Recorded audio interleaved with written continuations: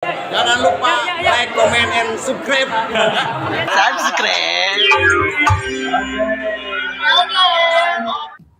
Alhamdulillahilladzi an'amana ni'matal istiqlali awil hurriyah wa afhamana min ulumiddin wal aqidah wa arsyadana al akhlaqul karimah wal a'malas salihah. Ashhadu an la ilaha illallah wahdahu la syarikalah syahadatan tunjina biha min ahwali yaumil qiyamah. Wa ashhadu anna sayyidana Muhammadan abduhu wa rasuluhu nabiyyur rahmah wa syafi'ul ummah. Allahumma sholli wa sallim wa barik ala sayyidina Muhammadin la nabiyya ba'dah wa ala alihi wa sahbihi wa mawala, amma ba'd. Faya ibadallah, usi nafsi wa iyyakum bitaqwallah wa'lamu anna allaha amarakum bit-ta'ati wal ibadah wa nahakum bid-dhulmi wal ma'siyah fis sirri wal alaniyah abadal abidina zahiratan wa batinah. Qala ta'ala fil Qur'anil Karim wa huwa asdaqul qailin. A'udzu billahi minasyaitonir rajim. Wa ma bikum min ni'matin faminallah thumma idza massakumud durru fa ilaihi taj'arun. Al-ayat. Hadirin jamaah Jumat yang berbahagia, setelah pembacaan hamdalah, salawat dan salam kepada Rasulullah Sallallahu Alaihi Wasallam, saya selaku khatib sudah menjadi kewajiban sehingga menjadi rukun khutbah untuk senantiasa berwasiat perihal ketakwaan kepada seluruh hadirin. Oleh karena itu, pada kesempatan yang berbahagia ini, saya mewasiati diri saya pribadi, umumnya kepada seluruh hadirin yang hadir pada saat ini. Marilah kita senantiasa meningkatkan kualitas keimanan dan ketakwaan kita kepada Allah Subhanahu wa Ta'ala dengan cara bimtithali awamirillah wajtinabi nawahi, dengan senantiasa berusaha semaksimal mungkin dengan daya dan upaya serta sumber daya yang kita miliki untuk melaksanakan perintah dari Allah Subhanahu wa Ta'ala seluruhnya, pun juga berusaha semaksimal mungkin dengan daya dan upaya serta sumber daya yang kita miliki untuk meninggalkan serta menjauhi larangan-larangan yang telah Allah tentukan untuk kita semua. Sehingga hanya dengan cara itulah Allah akan memberikan keridhaan kepada kita semua, sehingga kita bisa menjadi orang yang bertakwa atau muttaqin. Karena sesungguhnya hanya orang yang bertakwa sajalah yang akan mendapat kebahagiaan. Faqad fazal muttaqun. Kebahagiaan yang hakiki yang tiada akhirnya, yakni surga dari Allah Subhanahu wa Ta'ala. Al-jannatu uiddat lil muttaqin. Bahwa surga hanya diperuntukkan hanya bagi orang-orang yang bertakwa. Hadirin jamaah Jumat yang berbahagia, saat ini kita sedang berada di bulan yang sangat bersejarah, yakni bulan Agustus, di mana pada bulan ini ada momentum yang tidak bisa kita lupakan, dan tentu saja menjadi coretan tinta emas dalam sejarah kehidupan kita sebagai bangsa dan negara. Apa itu? Yakni diproklamasikannya kemerdekaan negara kita pada tanggal 17 Agustus tahun 1945. Iya, 78 yang lalu. Kejadian tersebut terjadi 78 yang lalu. Akan tetapi, tentu saja sebagai orang yang beriman, sebagai muslim yang sejati, kita tidak boleh melupakan sejarah. Kita tidak boleh menyia-nyiakan nikmat dan karunia dari Allah Subhanahu wa Ta'ala tersebut. Nikmatnya kemerdekaan, nikmatnya kebebasan. Lalu, mengapa kita semua, terutama para pendahulu kita, para pejuang negara kita, para syuhada kita, berjuang sekuat tenaga dengan menyisihkan hartanya, mengeluarkan tenaganya, malahan sampai mengorbankan nyawanya hanya demi sebuah kemerdekaan. Apakah sangat penting kemerdekaan itu? Padahal bisa saja kita berada di dalam negara kolonial, yang mana pada saat itu Hindia Belanda atau negara Belanda berada di atas kita. Bisa saja kita seperti negara-negara lain yang maju pada saat ini masih berada dalam kolonialisme. Tetapi mengapa kita memilih jalur kemerdekaan? Apa tujuan dari kemerdekaan tersebut? Hal ini sangat penting, hadirin. Karena orang yang tidak tahu tujuan dan latar belakang sesuatu, tentu dia akan susah untuk merasa berterima kasih dan bersyukur atas nikmat tersebut. Dan mungkin saja menganggap bahwa hal tersebut adalah bukan nikmat, justru satu kebodohan. Tapi mengapa kemerdekaan begitu sangat penting bagi para pendahulu kita, dengan tujuan untuk kesejahteraan anak dan cucunya kelak. Mengapa demikian? Kemerdekaan, hadirin, itu bisa kita lihat dari dua sudut pandang, dua perspektif. Yang pertama, tujuan kemerdekaan dari perspektif kebangsaan, dan yang kedua, tujuan kemerdekaan dari perspektif keislaman atau keagamaan. Dalam perspektif kebangsaan, tentu saja tujuan kemerdekaan sebuah bangsa dan negara tiada lain ialah untuk mencapai kebebasan. Kebebasan bersyarikat, kebebasan berpolitik, kebebasan bermuamalah atau ekonomi, kebebasan berpendapat, dan kebebasan-kebebasan lainnya.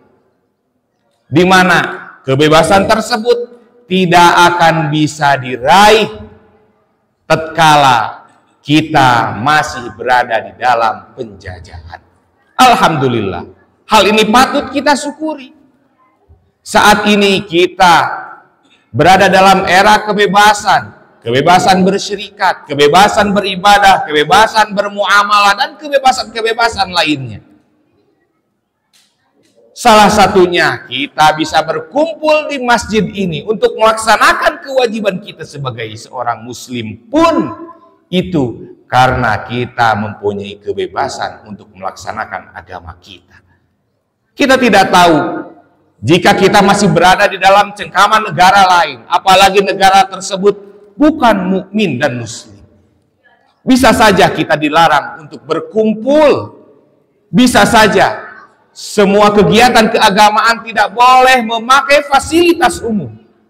Bisa saja hal-hal yang bersifat keagamaan itu menjadi urusan pribadi masing-masing, tidak akan dikelola oleh negara. Bisa saja. Akan tetapi Karena kemerdekaanlah, alhamdulillah, kita semua bisa melaksanakan seluruh kewajiban kita. Dari mulai rukun Islam yang pertama sampai rukun Islam yang kelima.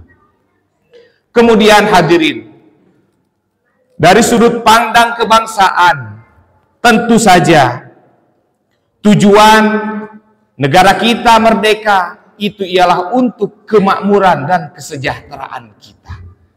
Kesejahteraan dan kemakmuran rakyatnya bisa kita bayangkan. Jika kita masih berada dalam penjajahan, pembatasan banyak dilakukan.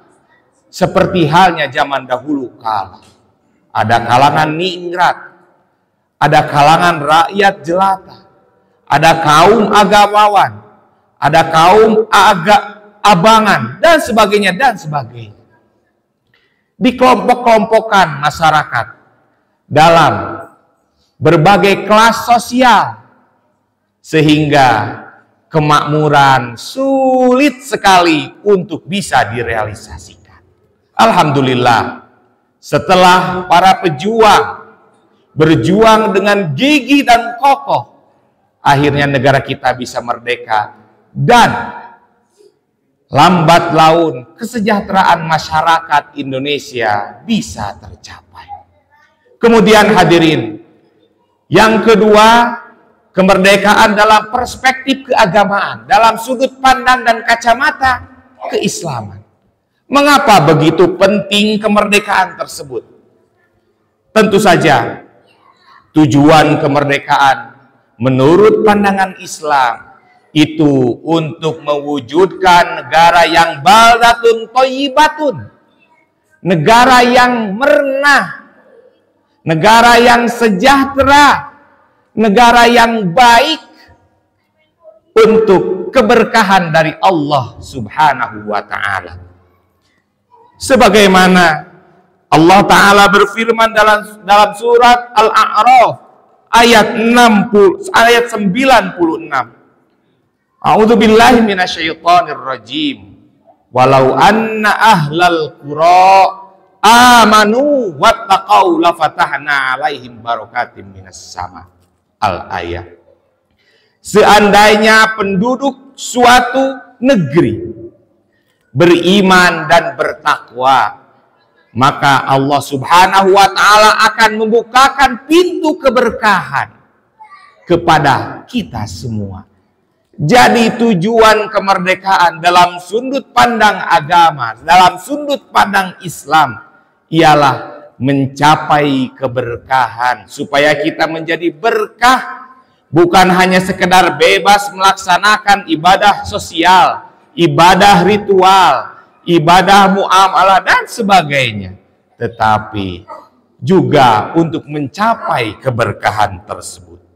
Sehingga dari dua perspektif ini, baik perspektif kebangsaan dan perspektif Islam, ini kemerdekaan ini adalah harus kita syukuri karena ini adalah nikmat dari Allah Subhanahu wa ta'ala. Dalam ayat yang tadi khatib bacakan di muqaddimah, wa ma bikum min ni'matin faminallah. Apa yang menimpa diri kita itu adalah nikmat dari Allah Subhanahu wa ta'ala. Maka sekecil apapun nikmat menjadi sebuah keniscayaan dan kewajiban bagi kita untuk mensyukurinya. Apalagi nikmat kemerdekaan yang sangat luar biasa ini. Dengan cara bagaimana kita mensyukurinya? Tentu saja salah satunya dengan kita mencintai tanah air kita, dengan mencintai negara kita.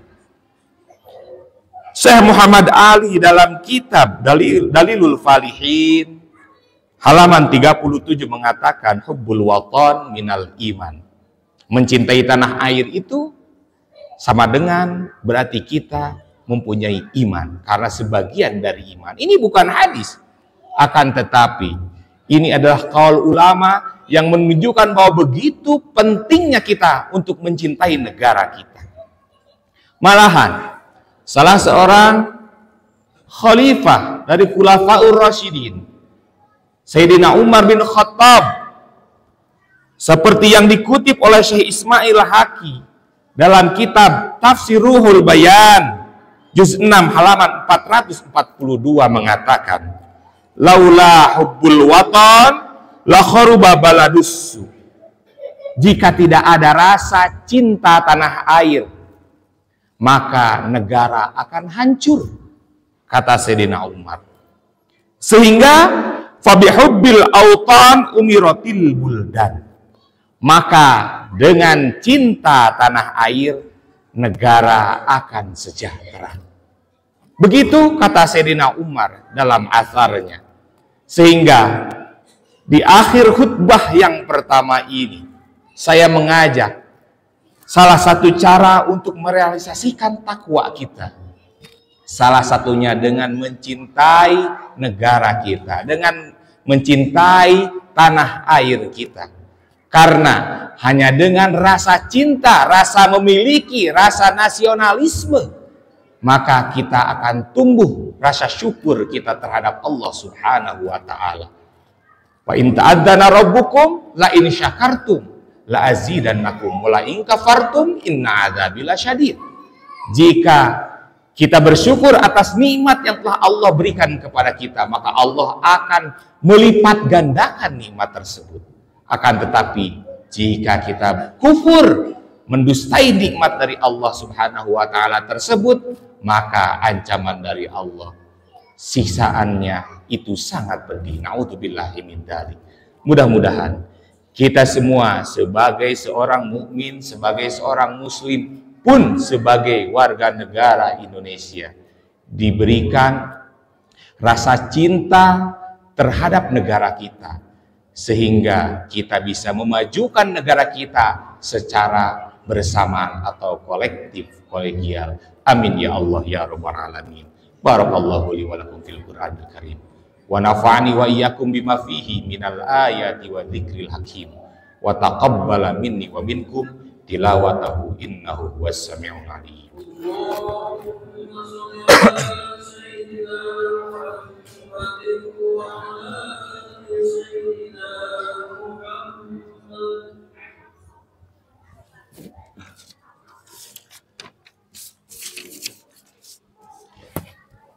Alhamdulillahilladzi bi ni'matihi tatimmus shalihat wa bi fadlihi tatanazzalul khairatu wal barakat wa bi taufiqihi tahaqqaqul maqasidu wal ghayat.